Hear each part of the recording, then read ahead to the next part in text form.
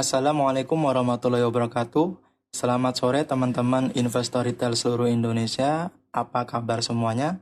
Semoga selalu diberikan kesehatan dan rezeki yang lancar untuk kita semua. Oke, tanggal 22 September ya yang lalu, BI atau Bank Indonesia telah memutuskan ya menaikkan suku bunga acuan 50 basis poin ya menjadi 4,25%. Lantas dengan kejadian ini atau kebijakan ini, emiten apa sajakah yang diuntungkan? Oke, ini ada salah satu saham ya yang menurut kami akan diuntungkan oleh kebijakan BI ini terkait kenaikan suku bunga acuan. Sebenarnya dengan adanya kebijakan ini bisa dikatakan bagaikan pisau bermata dua ya. Di satu sisi akan terlihat terasa menguntungkan jika dilihat dari sisi margin, tetapi dari satu sisinya lagi akan terlihat akan mengurangi minat customer untuk melakukan pinjaman bank karena suku bunga yang naik. Oke, emiten yang akan kita bahas bukan saja akan diuntungkan oleh kebijakan ini saja ya, tapi menurut kami akan berpotensi akan beggar di tahun 2025. Oke, emiten tersebut adalah emiten dengan kode BRIS atau BRIS ya. Tentunya bagi para investor retail di seluruh Indonesia mengetahui dengan baik nama emiten ini, khususnya yang sudah lama berkecimpung di dunia pasar modal Indonesia. Karena belum lama ini kurang lebih 1,5 tahun yang lalu ya, emiten ini sudah atau telah melakukan merger dari 3 bank. 3 bank tersebut yaitu BRIS ya atau Bank Syariah Indonesia atau lebih dikenal dengan BSI. Kemudian ada Bank Mandiri Syariah dan Bank BNI Syariah. Dan kemudian BRIS sendiri dijadikan induk ya dari merger ini dikarenakan sudah go public ya, itu kelebihannya. Oke, BRIS ini adalah kode dari PT Bank Syariah Indonesia Tbk ya, di mana pemerintah sendiri sebagai pemegang saham utama lewat Mandiri, BNI, dan BRI. Oke, kemudian kita akan langsung menuju ke pembahasan mengenai prospek saham BRIS ke depan ya, khususnya sampai 2025. Oke, di slide ini menunjukkan bagaimana posisi BRIS atau BSI ini di tingkat global maupun domestik ya, di mana BRIS di urutan nomor 14 bank syariah global ya dari sisi market cap. Kemudian market cap-nya ini BRIS sudah mencapai 3,69 miliar US dollar. Kemudian jika kita lihat di posisi domestik, BRIS ini sudah menempati nomor 7 dari sisi aset ya. Kemudian ini adalah jaringan dan pangsa pasar BRIS, di mana jaringan terdiri dari 1043 kantor cabang, kemudian ada 17 juta basis nasabah, kemudian ada 1,8 juta nasabah aktif, dan 2.400 jaringan ATM. Dan dari pangsa pasar, BRIS ini menjadi market leader, khususnya untuk segmen bank syariah, dengan pangsa pasar mencapai 60%. Kemudian di slide selanjutnya, ini adalah bagaimana gambaran Bank Syariah Indonesia versus Bank Syariah Malaysia, di mana dari segi pangsa pasar, Bank Syariah Malaysia sudah mencapai 25%, sedangkan untuk Indonesia masih di bawah 7% ya, kurang lebih dari total pangsa pasar bank secara keseluruhan, baik itu konvensional maupun syariah. Ini artinya masih besar peluang ya untuk BRIS untuk berkembang lagi. Kemudian yang menarik dan poin pentingnya di sini adalah berkaitan dengan visi BRIS di tahun 2025 ya, yaitu masuk top 10 bank syariah global di 2025 dari sisi market cap. Kemudian yang jadi pertanyaan timbul adalah, apakah hal itu bisa terjadi dan mudah dilakukan? Oke, sekarang kita coba sedikit berhitung ya. Jika ada yang salah, tolong dikoreksi. Market cap BRIS pada tahun 2022 Q2 sudah mencapai 3,69 miliar US dollar dan menjadi urutan nomor 14 ya. Dan top bank syariah global nomor 10 saat ini adalah 9,42 miliar US dollar. Artinya ada selisih atau gap kurang lebih 5,73 miliar US dollar. Selisih atau gap yang sangat besar ya tentunya. Artinya market cap harus bisa tumbuh kurang lebih 160% dalam 3 tahun ke depan untuk mencapai angka 9,42 miliar US dollar. Itu artinya harga sekarang haruslah dinaikkan ya 160% kurang lebih dari harga sekarang. Jika harga sekarang Rp1.575 per lembar sahamnya, berarti dengan kenaikan 160% berarti harganya menjadi kurang lebih Rp4.095 per lembar sahamnya. Tapi jika fundamentalnya memakai yang sekarang dengan kenaikan 160% ini akan menjadi problem juga ya. Berarti harganya naik karena bisa aja digoreng dan tidak mencerminkan fundamentalnya. Oke, di slide selanjutnya ada sedikit gambaran ya perkembangan perbankan baik itu syariah maupun konvensional. Oke, kita perhatikan pada bagian atas ya yang berwarna hijau, ini untuk syariah, dan yang konvensional di bagian bawah dengan corak warna emas ini ya. Jika kita amati bersama dari sisi aset, bank syariah berhasil tumbuh double digit ya dengan rata-rata kurang lebih 14% pada 2,5 tahun ke belakang. Sedangkan untuk yang konvensionalnya hanya tumbuh rata-rata 1 digit kurang lebih 9% dalam 2 tahun ke belakang. Kemudian dari sisi pembiayaan untuk pertama kalinya sejak COVID mencapai pertumbuhan 2 digit atau 14% secara year on year. Sedangkan bank konvensional juga mencapai pertumbuhan double digit secara year on year juga.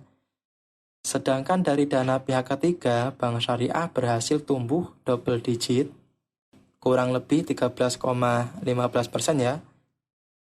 Sedangkan konvensionalnya hanya tumbuh 1 digit atau 9,14% secara year on year. Kemudian pada slide selanjutnya ini adalah competitive landscape ya antara BRIS atau BSI dengan banking industrinya ya.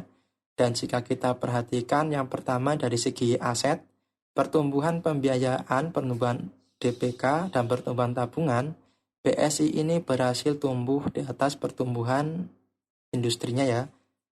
Tumbuh double digit dengan selisih rata-rata 3% secara year on year. Kemudian dari NIM atau net interest margin, kemudian ROE-nya atau return on equity-nya, BRIS di sini juga berada di atas rata-rata banking industrinya ya.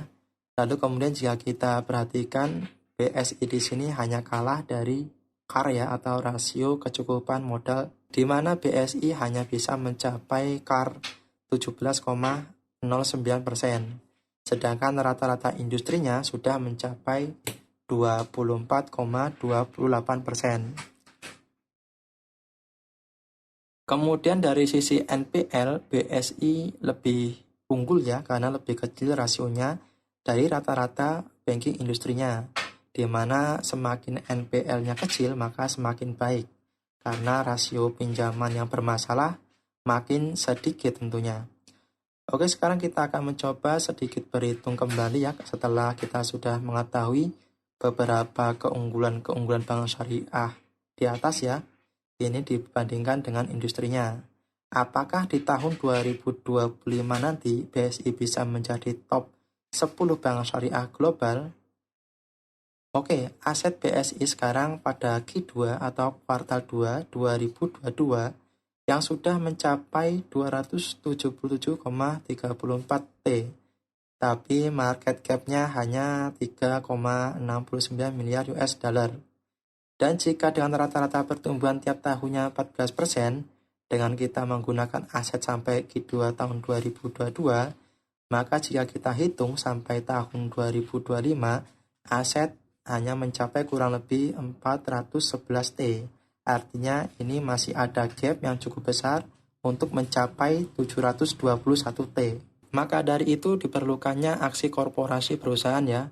Aksi korporasi ini dibutuhkan untuk memperkuat modal dan otomatis bisa memperkuat aset untuk menutupi gap yang besar tadi. Oke, yang pertama dan yang terhangat adalah berita mengenai rencana pencaplokan BTN Syariah oleh BRIS. Rencana ini sangat penting ya, karena untuk memperkuat BRIS untuk menjadi top 10 bank syariah global, otomatis dengan adanya aksi korporasi ini akan menambah struktur permodalan dan jaringan BRIS. Oke, kita akan kembali sedikit berhitung ya untuk mengetahui efeknya jika pencaplokan ini terjadi, khususnya untuk emiten BRIS. Diketahui aset BTN ya syariah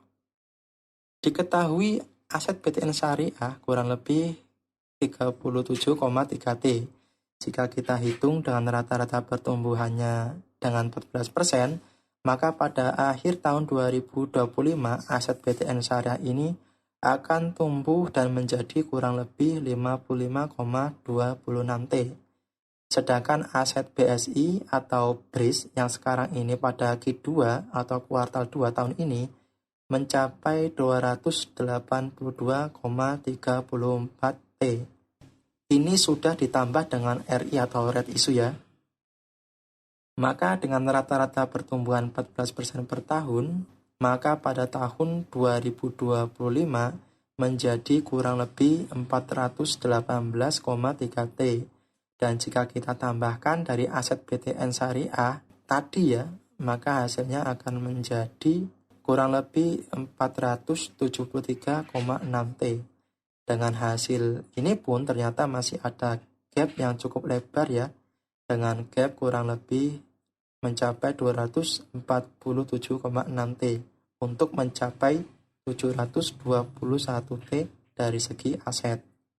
Oke, slide selanjutnya ini adalah grafik untuk gambaran ya perjalanan aset BSI sampai akhir 2025 setelah pencaplokan BTN Syariah dan RI BRIS ini terjadi. Dan bisa kita lihat di sini ya, gapnya masih cukup lebar dengan gap kurang lebih 247,6 T. Oke, slide selanjutnya ini adalah berita mengenai RI BRIS di mana Mandiri akan tetap menjadi pemilik mayoritas. Dan kita akan coba ya sedikit menghitung kembali. Pada tabel ini adalah tabel market cap nomor 10 Bank Syariah Global tahun 2025, di mana jika kita hitung dengan rata-rata pertumbuhan Bank Syariah 5% per tahun, maka pada akhir tahun 2025 market cap akan menjadi kurang lebih 10,9 miliar US dollar. Sedangkan dengan adanya RI dan merger, kemungkinan akan ada tambahan kurang lebih 11 miliar lembar saham. Dengan ini, maka total saham yang beredar menjadi kurang lebih 52,13 miliar lembar saham. Dan jika market cap ingin masuk top 10 bank syariah global pada tahun 2025, maka minimal market cap haruslah kurang lebih 11 miliar US dollar. Maka dengan ini harga BRIS harusnya 3.165 rupiah per lembar sahamnya di tahun 2025. Kemudian pada slide selanjutnya ini adalah sedikit gambaran ya layanan digital BRIS saat ini. Layanan digital ini adalah segmen yang paling cepat pertumbuhannya ya, dengan basis nasabah kurang lebih 16,75 juta dan 1,97 juta aktif user. Ini merupakan potensi ya yang sangat besar untuk segmen digital. Dan dari layanan ini kontribusinya kurang lebih 7,01% atau meningkat 148%